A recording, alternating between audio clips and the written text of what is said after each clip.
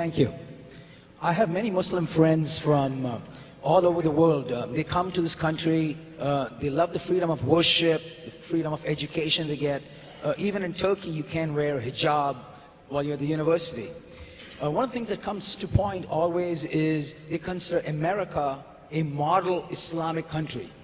And you made the claim that Islam wouldn't be able to create a country as the United States. How would one defend that position? With great ease. With great ease. Are you a Muslim yourself? No, I was. No, okay, all right. With great ease. Recently, the King of Arabia, the King of Saudi Arabia, gave $10 million to Harvard University and $10 million to Georgetown to open up chairs of Islamic studies for the sake of understanding Islam and creating more understanding. I think it's a great idea. If they've got the money and want to do it, great idea. The New York Times journalist said to him in January 1 issue of 2006, she looked at him and said, "So understanding is what you seek?" He said, "Yes." "Are you going to open a chair of Christian studies in Saudi Arabia?" He said, "No, we don't have any Christians in Saudi Arabia." She said, "Isn't that the point?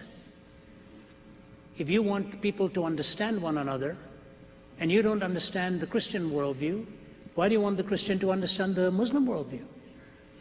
He said, "That's not what our donation is all about. We are here to create chairs of Islamic studies. Harvard took it, Georgetown took it, they've got chairs of Islamic studies.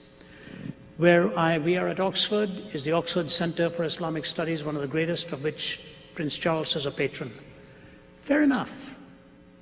Why is it that no Islamic country that I know of, like Iran, Malaysia, Indonesia, Saudi Arabia, and even Iraq, and even in a moderate country like Turkey?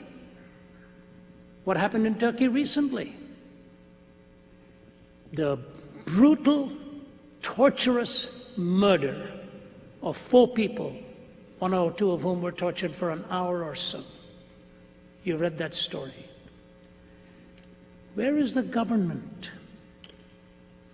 Where is the outcry in the media in those places? There was a little bit of this, a little bit of that. When I was in Bethlehem, Israel, I was writing my book, The Prophet and the Priest, Prince and the Prophet, Jesus Talks to Muhammad, which will be released posthumously. It's ready and they're all in a lock and key. Because I'm not yet ready to sign my will. Because where there's a will, there are lots of relatives. I was talking to this professor of Islamic studies. It's a candid conversation, and I spent some time with the Grand Mufti, my videographer, Bob Tigert, who's here managing all of this. He was with me. So I go to this professor of Islamic studies and I say to him, "The Quran says there's no compulsion in religion." He said, "That is correct." I said, "If your daughter," I pointed to his daughter's picture on the desk there, I said, "if she became a Christian, what would you do?" He didn't bat an eyelid. He looked at me and said, "I'd kill her." I said, "You'd kill her?" He said, "Yes." I said, "You would personally kill your daughter?" He said, "Let me put it this way. I will do everything in my power to keep her from making that change. But then I will turn her over to the authorities and they will have to do the execution, but I will have her killed." I said, "So there is compulsion in religion. There's no freedom to disbelieve. There are people in Malaysia today who were misidentified as birth according to parentage and were listed as followers of Islam, who are now asking to be removed from that because one of them is a Buddhist, from a Buddhist family. You may have followed that case. He doesn't even have the right to go to court to ask for the rightful claim of his own parents' religion. So if Islam wants to be seen as on a par with America, where there's freedom to disbelieve, then it should give its citizens the freedom to disbelieve as well.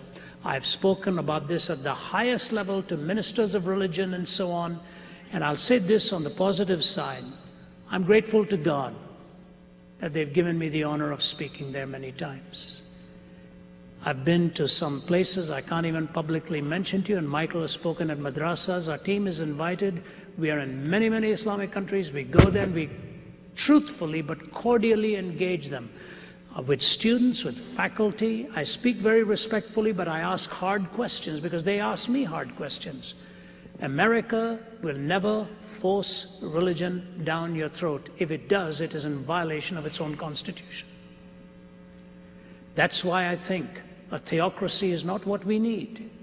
We need the freedom for the Christian to be a Christian. My question to the academy is, why do you allow the legitimation of any other legitimizing any other belief system, but you delegitimize Christianity on the campus? That is a prejudice.